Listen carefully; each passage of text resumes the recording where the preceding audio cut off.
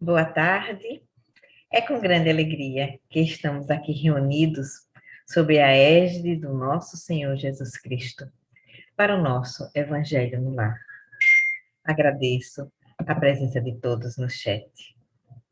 A leitura preparatória de hoje é do livro Vida Feliz, pelo espírito de Joana de Ângeles, psicografia de Valdo Franco, capítulo 117. Reserva um breve tempo entre os teus deveres para a beleza. Desperta cedo, a fim de acompanhar o nascer do dia, embriagando-te com a pujança da luz. Caminha por um bosque silenciosamente, aspirando o ar da natureza. Movimenta-te numa praça deserta e reflexiona em torno da grandiosidade do mar. Contempla uma noite estrelada e faz mudas interrogações. Contempla uma rosa em pleno desabrochar. Detém-te ao lado de uma criança inocente. Conversa com um ancião tranquilo. Abre-te à beleza que há em tudo e adorna-te com ela. Depois dessa linda página de Joana, vamos para a nossa prece inicial. Divino amigo de todas as horas, nosso mestre amado Jesus. Deus, nosso Pai de amor, bondade, misericórdia e justiça infinitas. Aqui estamos mais uma vez, Senhor, reunidos em vosso nome para o estudo do vosso Evangelho. Esse Evangelho que é o nosso roteiro de luz por toda a nossa vida, por todas as nossas encarnações. Que os bons espíritos, os mentores espirituais da nossa casa de oração Prozebem, os nossos anjos guardiões, que fique conosco nesse momento para nos tornar fácil a palavra, para que todos entendam as lições que agora serão ministradas, as lições que Jesus nos deixou. Fica conosco, Mestre amado, hoje, amanhã e por todo sempre. Que assim seja. Leitura do Evangelho é do livro Novo Testamento, tradução de Haroldo Dutra Dias, parábola do fariseu e do publicano. Está em Lucas, capítulo 18, versículo do 9 ao 14. E contou também essa parábola para alguns, que persuadidos em si mesmos de serem justos, desprezavam os restantes. 2 homens subiram ao templo para orar, um fariseu e o outro publicano. O fariseu de pé orava, dizendo a si mesmo estas coisas: Ó Deus, eu te dou graças, porque não sou como os demais homens, exploradores, injustos e adúlteros, nem também como este publicano. Jejuo 2 vezes por semana, pago o dízimo de tudo quanto adquiro. O publicano, porém, de pé, à distância, não queria nem levantar os olhos para o céu, mas batia no seu peito, dizendo: Ó Deus, tende compaixão de mim, pecador. Digo-vos, este desceu para casa justificado, porque todo aquele que exalta a si mesmo será diminuído, e aquele que diminui a si mesmo será exaltado.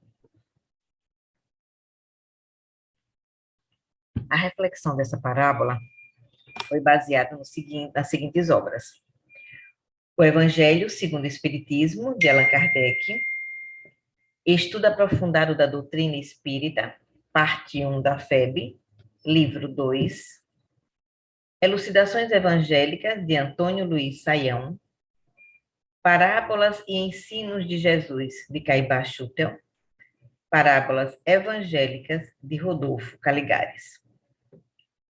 A parábola do fariseu e do publicano coloca em evidência os malefícios do orgulho, os benefícios da humildade e a maneira correta de orar. Para um perfeito entendimento dessa parábola, precisamos conhecer o que significa fariseu e publicano. Então vejam, os fariseus eram seguidores de uma das mais influentes seitas do judaísmo. Demonstravam grande zelo pelas suas tradições teológicas. Cumpriam meticulosamente as práticas exteriores do culto e das cerimônias estatuídas pelo rabinismo, dando assim a impressão de serem muito devotos e fiéis observadores dos princípios religiosos que defendiam. Na realidade, porém, fingindo-se virtuosos, ocultavam costumes depravados, mesquinhez, secura de coração e, sobretudo, muito orgulho. Publicanos eram os arrecadadores de impostos públicos exigidos pelos romanos ao povo judeu, e que durante o exercício do seu trabalho tinham oportunidade de juntar fortuna pelo abuso das arrecadações. Eles eram odiados pelos judeus e desprezados pelos romanos. O povo hebreu foi monoteísta desde a sua origem. A missão sublime dessa raça foi a de trazer à Terra o culto de um Deus único, supremo Criador do universo. E essa crença constitui a base da religião dos israelitas. Moisés deu ao seu povo duas espécies de lei: as leis espirituais, que tratavam das relações do culto devido a Deus, e as leis materiais, que regiam a nação politicamente. Aos poucos, o que foi que aconteceu? As leis espirituais foram esquecidas e substituídas por um sistema de práticas exteriores. E os escribas e fariseus, encarregados de zelarem pela religião de Moisés, moldaram-na de acordo com as suas conveniências, de maneira que a lei existia para os outros e não para eles. Era aquela história, né, do que faço o que eu digo e não faço o que eu faço.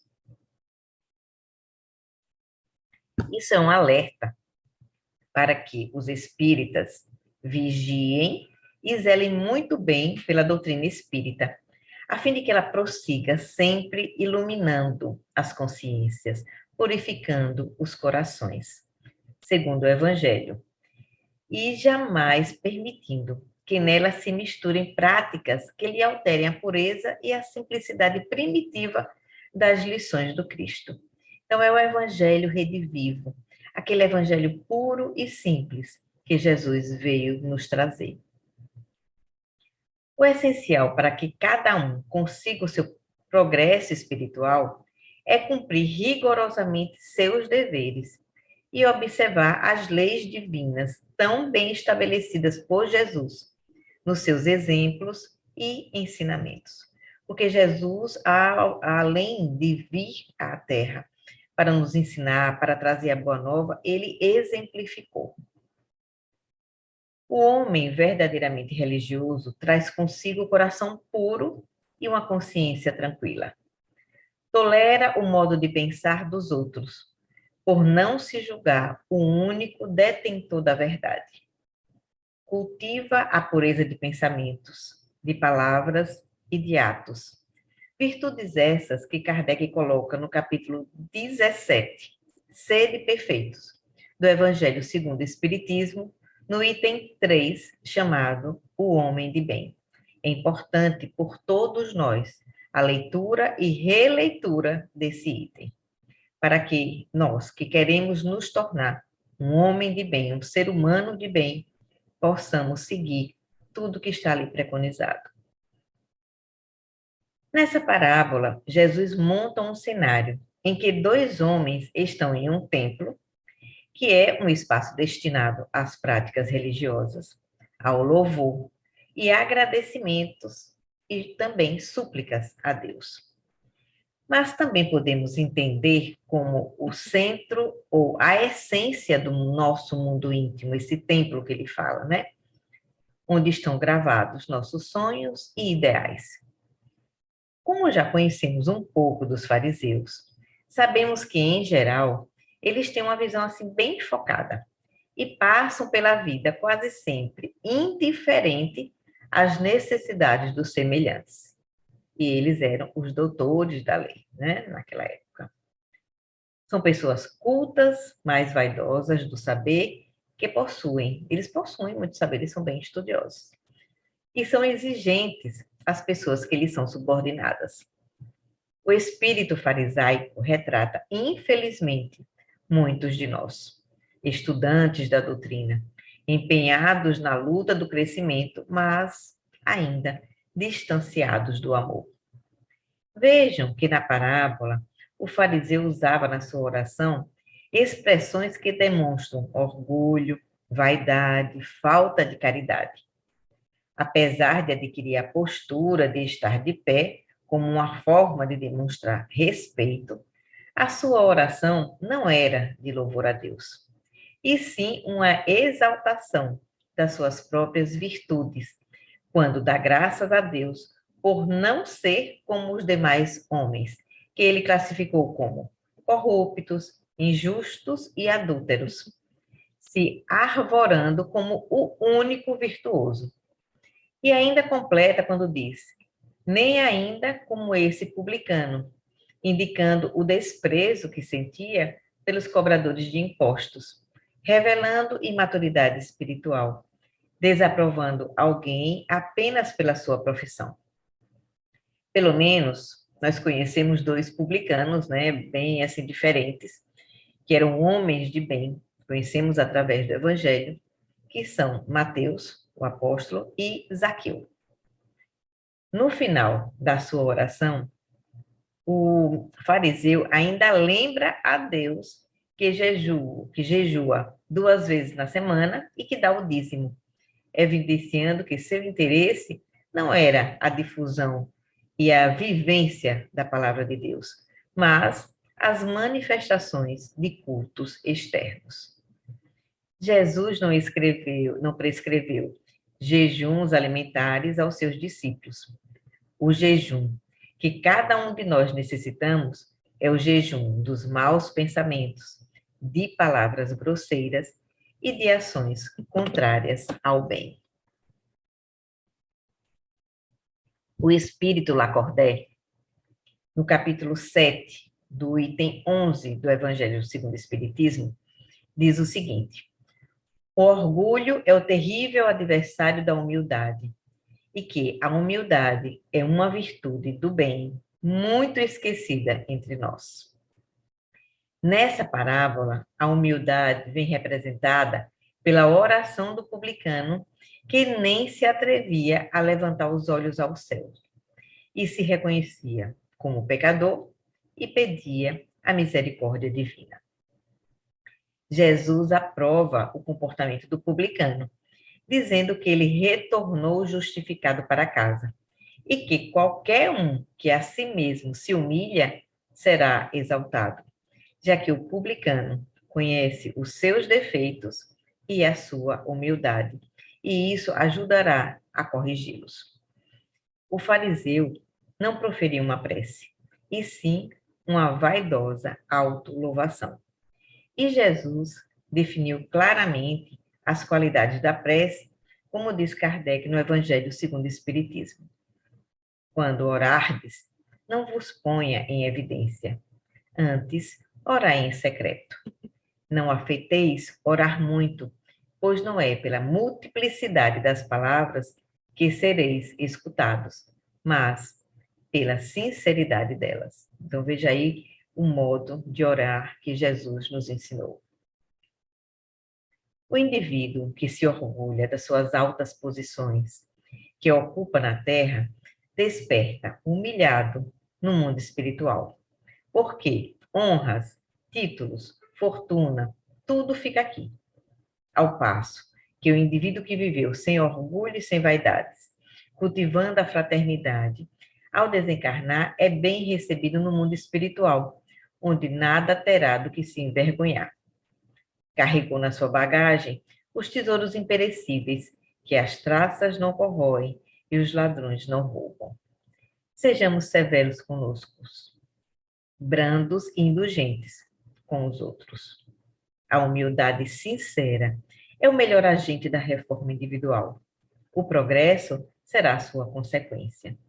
Por isso que ela é a virtude que mais brilha nos espíritos superiores e a que eles mais recomendam como fundamental para a nossa salvação. Quis o mestre nos mostrar com essa parábola que o orgulho de seita, o orgulho de classe, o de família e o pessoal é muito prejudicial à nossa evolução. O orgulho, segundo Caiba Schutel, é o dragão devorador que destrói todas as qualidades do espírito, enquanto a humildade, ao olhar de Deus, nos eleva à dignidade dos justos. Então, amigos, espero ter acrescentado com essas reflexões um maior entendimento sobre esta parábola e agradeço a presença de todos. Vamos para a nossa prece de agradecimento. Querido Mestre Jesus, nós vos agradecemos, Senhor, a oportunidade do trabalho, a oportunidade do estudo do vosso Evangelho. Pedimos, Mestre amado, que nesse momento as vossas palavras, os vossos ensinamentos encontrem no nosso coração a terra fértil, capaz de produzir 30 por 1, 60 por 1, 100 por 1. Assim, Mestre Jesus, nós agradecemos também aos espíritos que nos acompanharam nesse momento para esse esclarecimento sobre a parábola do publicano e do fariseu. Fica conosco, Mestre amado, hoje, amanhã e por todo sempre. Que assim seja. Gratidão pela presença de vocês. Até o próximo Evangelho no Lar do Prozebem.